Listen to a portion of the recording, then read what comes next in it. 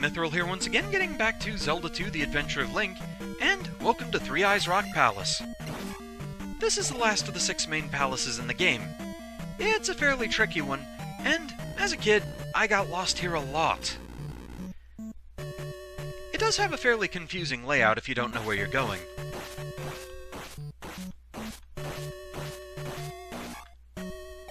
Also, from a recording standpoint, there was a minor issue that came up with this one.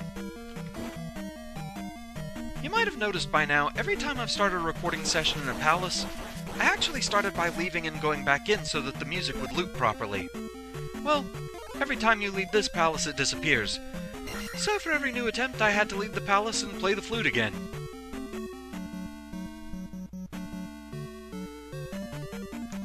So a notable feature of this place, it doesn't actually have much in the way of keys. However, it does still have locked doors. They really want you to have the magic key before you come here. Either that or you're going to be spending a lot of magic on the Ferry Spill.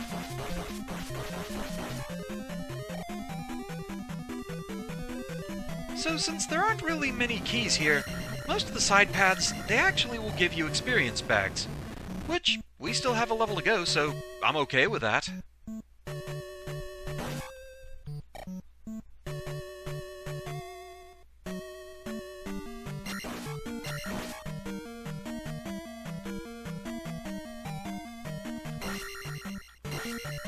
There we go.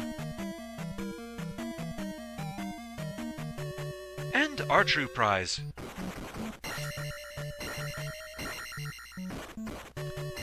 And we'll take the quick way back out of here.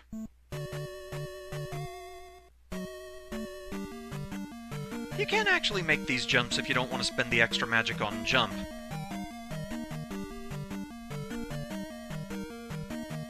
There we go.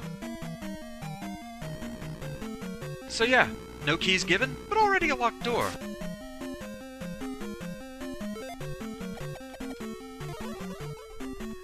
So there were a couple of things that I was told in the comments on the last video that I want to go ahead and clear up here. First off, you do not actually have to talk to the woman in New Kasuto in order to learn the Thunder spell. You either just need all the magic containers or all other spells. Talking to that lady is not required. Now, where's that wizard? I want numbers. Staying just out of range. Worth.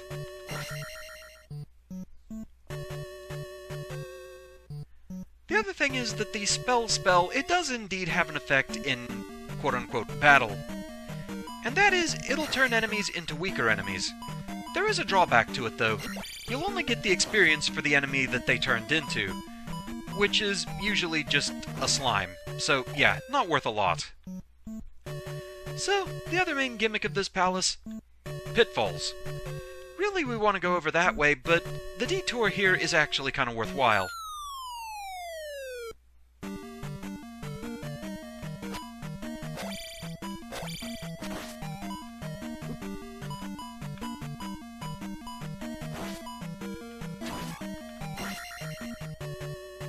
Let's see if we can get over to the other side as well. Because there's another one to fight.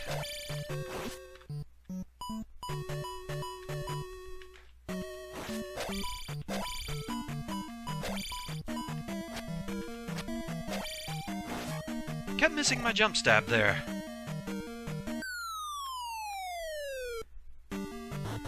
Now eventually we do want to go to the right here, but not just yet.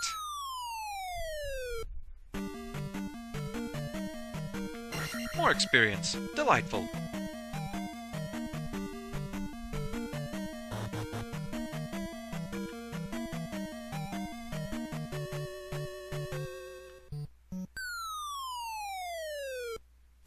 And, yeah, they loop. I was really hoping for magic.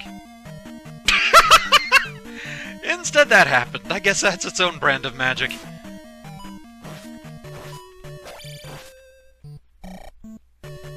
That was very silly. I approve.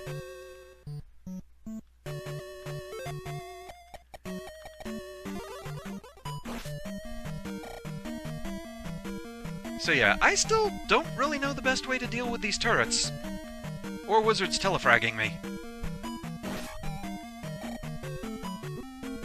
Well, that almost worked.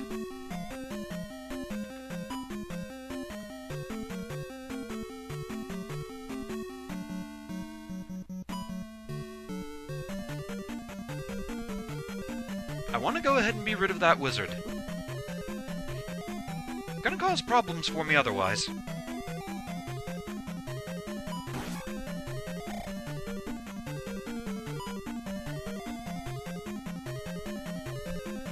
Thankfully, the turrets don't do too much damage if they hit you.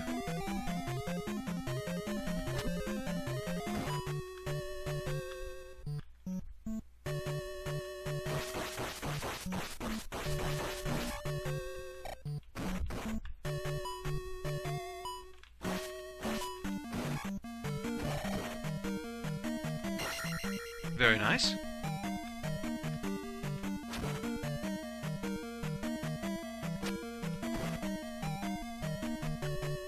We're quickly closing in on that final level up.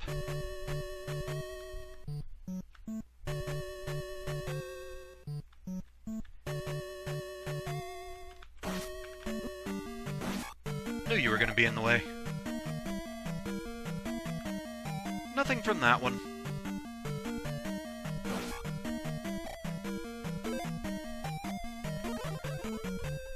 So there is a bit of a guide dang it trap in this room.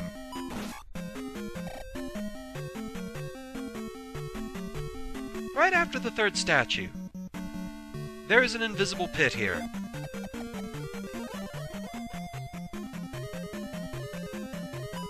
I'll show proof of concept on the way back. And I'm very happy to see that.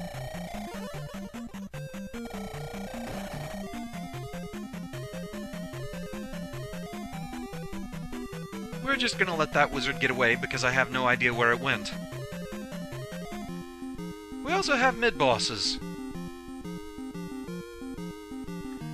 And it's Rubberneck again. However, we have a lot more attack power than the last time we faced off against him.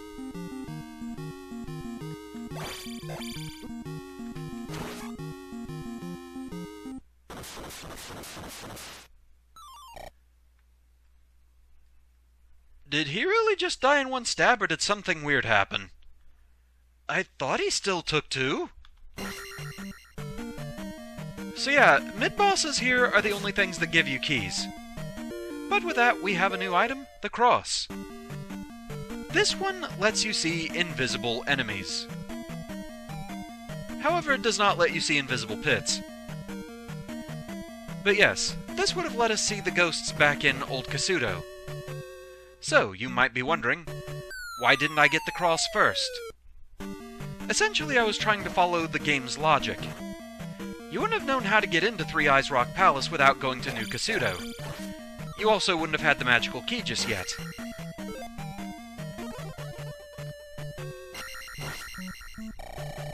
Thing is, you wouldn't get to New Kasuto without hearing about it from Old Kasuto. So, yeah. Following the game's logic of where you learn what, it seems like it expects you to go to Old Kasuto before you have the cross. Which is kinda weird. But it is what it is.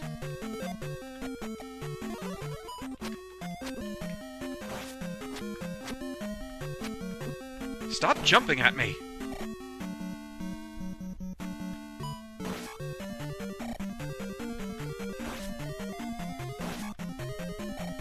I still don't know what triggers them to jump. It's kind of weird. Sometimes they're very cooperative, other times not so much.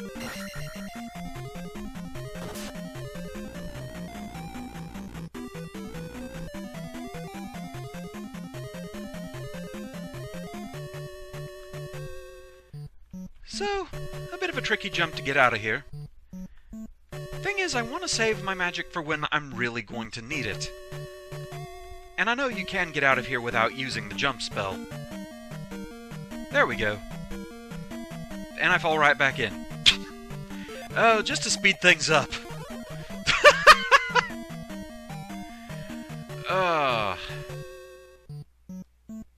professional protagonist.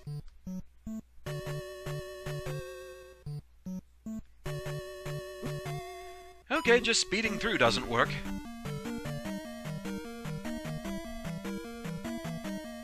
Or sometimes it does. I have no idea anymore. With that, time to go down this way.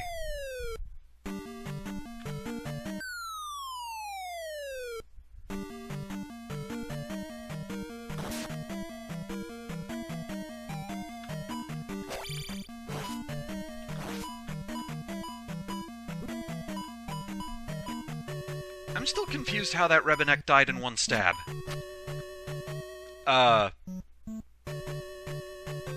You guys saw that, right? I'm not the only one who witnessed that blue iron knuckle starting to fall. This episode's weird. This episode is very weird.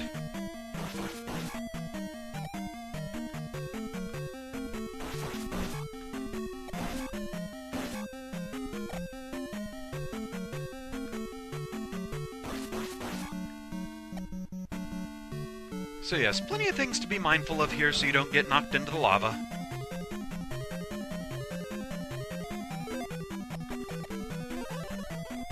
I thought I remembered there actually being a hidden pit in this room too, but I don't think there is. And with that, the final level up. And a refill on magic too.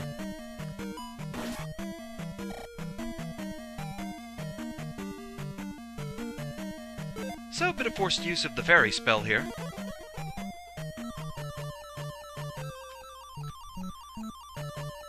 Just be careful of both the bubbles and the drips.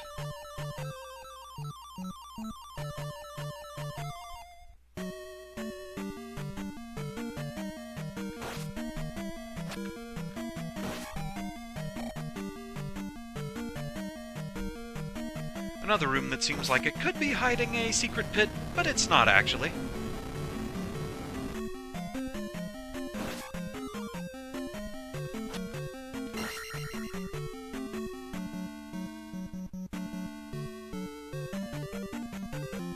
And another Midboss.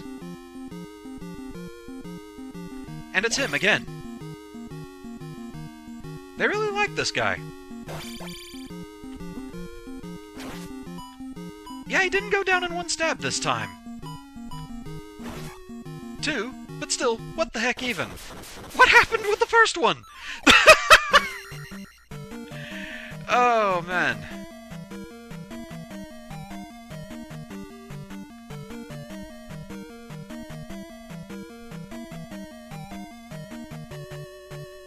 So there is something that we can get over there if we want. And, well, I want.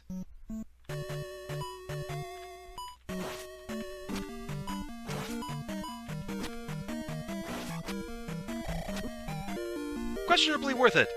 A creepy doll.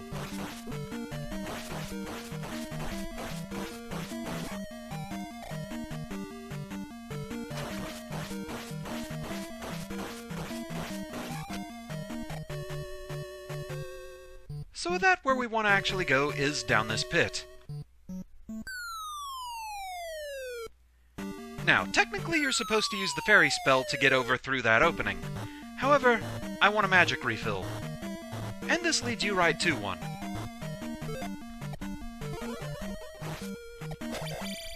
Well, so said the map. Well, this is a problem.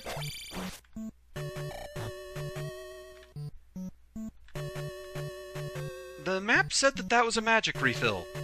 Apparently, it can be both. Huh.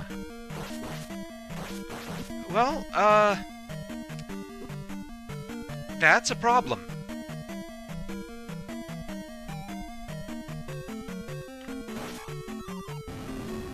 Problem solved. Again, weird episode. I didn't really plan to come down here. In practice, my magic, it balanced out a bit differently to where I didn't need to. But I figured, worst case scenario, I could just go down there and get that magic refill, and it turns out to be, instead, a red iron knuckle.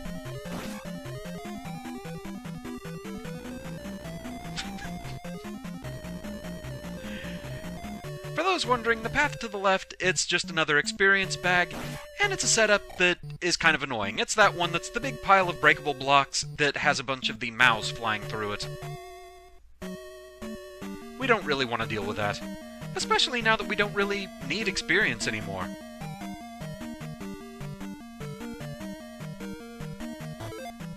So, Ferry Spill at the ready. And this way.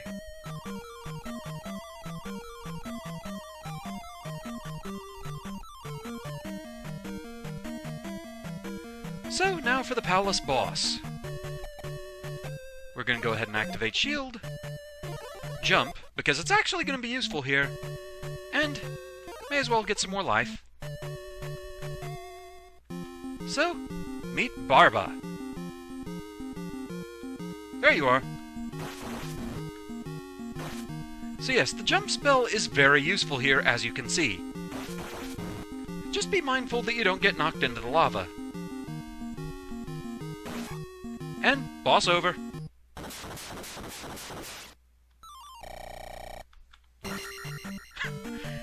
That went better than practice. At least something did. So, yeah, 6th palace clear in the most bizarre session I've had in a while. I have no idea. There are no words. So why are we still gaining experience, you might wonder?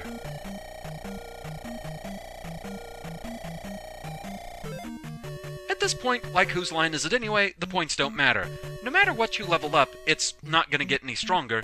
Instead, what it actually does is it gives you another extra life.